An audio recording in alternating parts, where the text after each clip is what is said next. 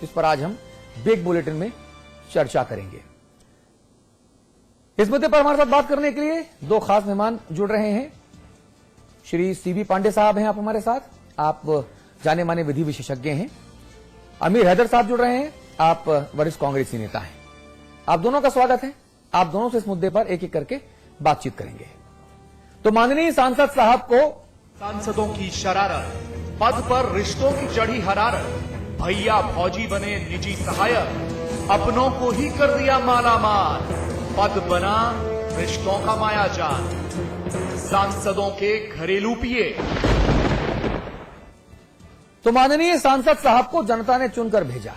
माननीय बनते ही पीए के पद पर परिवार की बेल चढ़ा दी। पीए पद के लिए खूब कुनबा परस्ती हो रही है। सांसदों ने भैया भौजी भतीजों और रिश्तेदारों को अपना निजी सहायक बना रखा है और 30,000 रुपया जो पीए को दिए जाते हैं वो उनको दिए जा रहे हैं।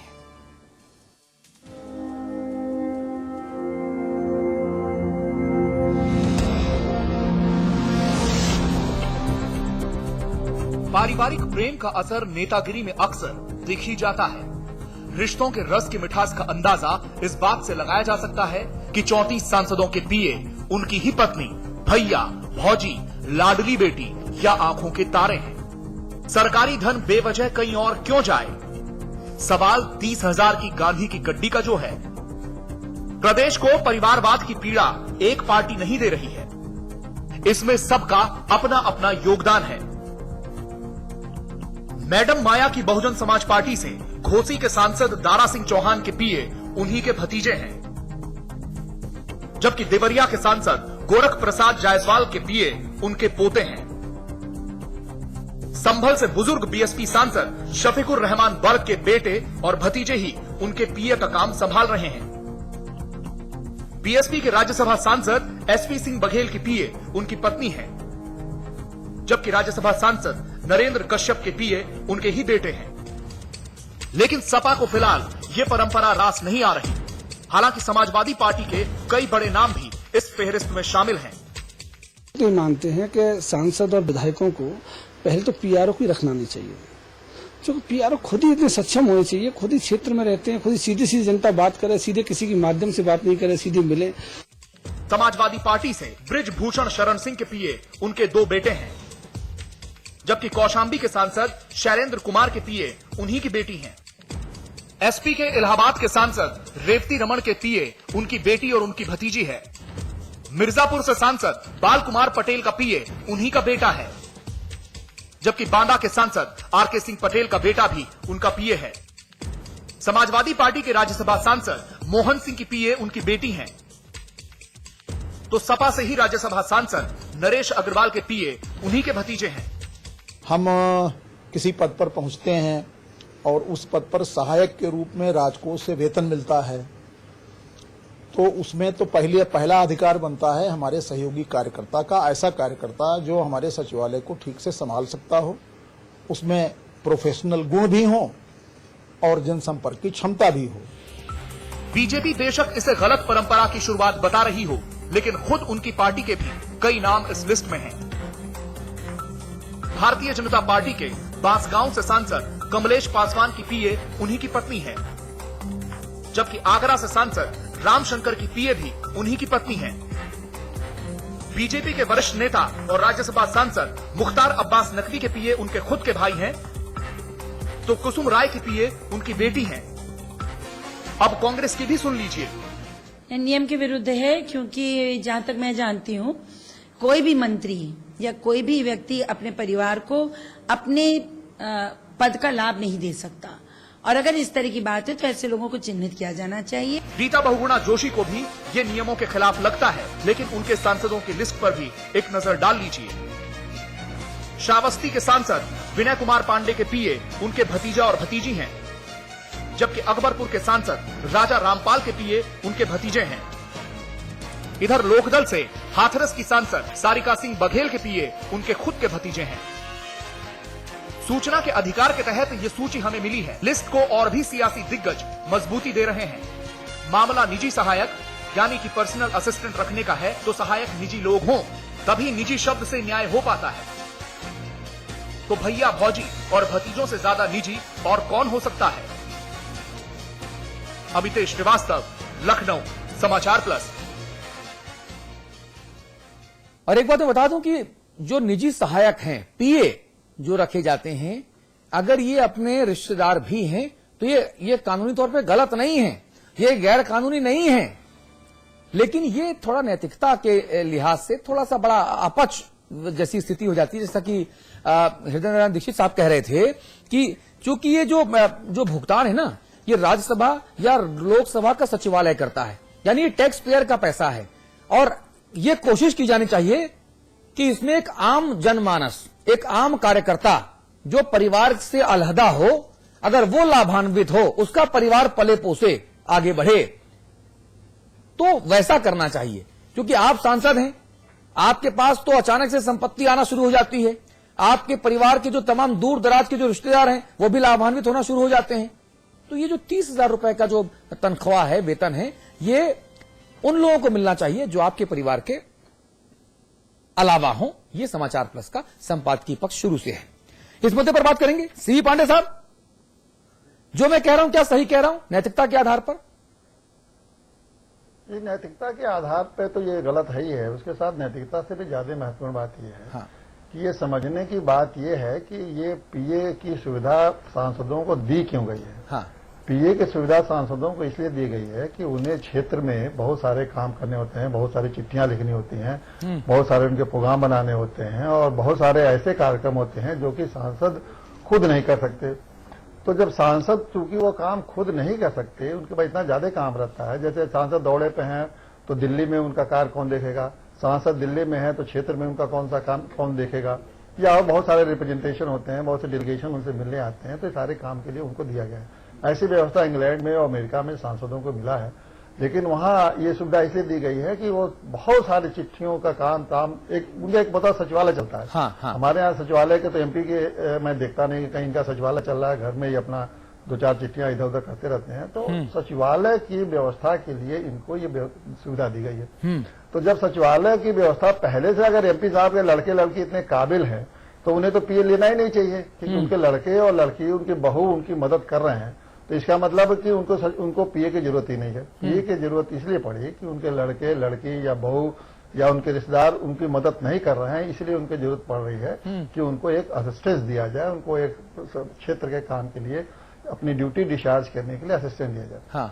तो ये एक ड्यूटी डिस्चार्ज करने का ये सांसद ये कह के नहीं बच सकते हैं कि साहब कानून में ये नहीं है कि हम अपने रिश्तेदारों को न रखें इसलिए हम रख सकते हैं। नहीं, लोकतंत्र कानून से ना लोकतंत्र कानून से ज्यादा लोकलाज से चलता है पांडे साहब।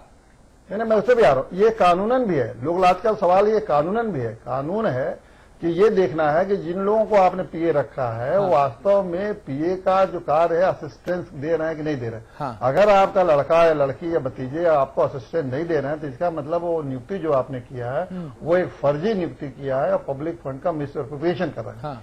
बाहरी आदमी आप लेकिन ये साबित करना बहुत टेढ़ी की है पांडे साहब, ये साबित करना बहुत टेढ़ी की है। अब मैं दूसरी बात पे आपके आ रहा हूँ कि जो आपने नैतिकता का सवाल, मेरा दोनों कहना ये अवैधानिक भी है और घोर अनैतिक है। घोर अनैतिक इसलिए है कि आप सांसद हो गए हैं और आपको ये दिखाना है कि मैं अब सरकारी या जनता के पैसे का किसी भी तरह से दुरुपयोग नहीं करूंगा, बल्कि सरकारी धन का अधिक से अधिक मैं उपयोग जनता के लिए करूंगा। तो जैसा आपने बहुत अच्छी बात कही कि अगर आप जनता के लिए उस पैसे का उपयोग करना चाहते हैं तो जितने फंड आपको एक 30,000 रुपए का फंड मिलता है, तो कोई कार्यकर्ता जो आपके पार्टी में जी जान से आपके प्रचार में आपके काम में जी जान से लगा हुआ है तो उसकी मदद तो 30,000 रुपए से हो सकती है और वो बड़े उत्साह से काम करेगा उसका। और अरे हम कहते हैं आप 3 रख लीजिए ना, गांव खेड़ा में छोटी जगहों पर पांडे साहब अगर आप 3 पीए रखते हैं तो 10,000 रुपए इक्वल बटेगा, तो 3 परिवारों का पेट पलेगा, 3 परिवारों का पेट पलेगा और ज्यादा आपको असिस्टेंस मिलेगा। ये देखिए काम में भी आपको ज्यादा सुविधा मिलेगी। अपने घर के लोगों पर तो आप दबाव नहीं डाल पाएंगे उस पीए को, तो और डांट डपट के निकाल सकते हैं। वो डरेगा, ड्यूटी से काम करेगा, लोगों के साथ ठीक व्यवहार करेगा। सांसद जी की बहू तो सांसद वाली ही रूप में बात करेगी। वो पीए रहेगा तो क्षेत्र के लोगों से प्रेम से बात करेगा, डर के बात करेगा और उसको बहुत सम्मान से बात करेगा। आप उम्मीद कर सकते हैं कि मामूली गरीब आदमी जो सांसद की बीवी जो पीए है या उसकी बेटी पीए है वो किसी गरीब आदमी से आसानी से बात करेगी, वो सांसद से भी ज्यादा रुतबे में बात करेगी। नहीं, और बड़ा सवाल पांडे साहब ये है कि जिन 34 सांसदों का यहां पर आरटीआई में जिक्र हुआ है, जिसमें बहुजन समाज पार्टी के 15 हैं, सत्तारूढ़ समाजवादी पार्टी के 12 हैं, बीजेपी के 4, कांग्रेस के 2 और राष्ट्रीय लोकदल का 1 है।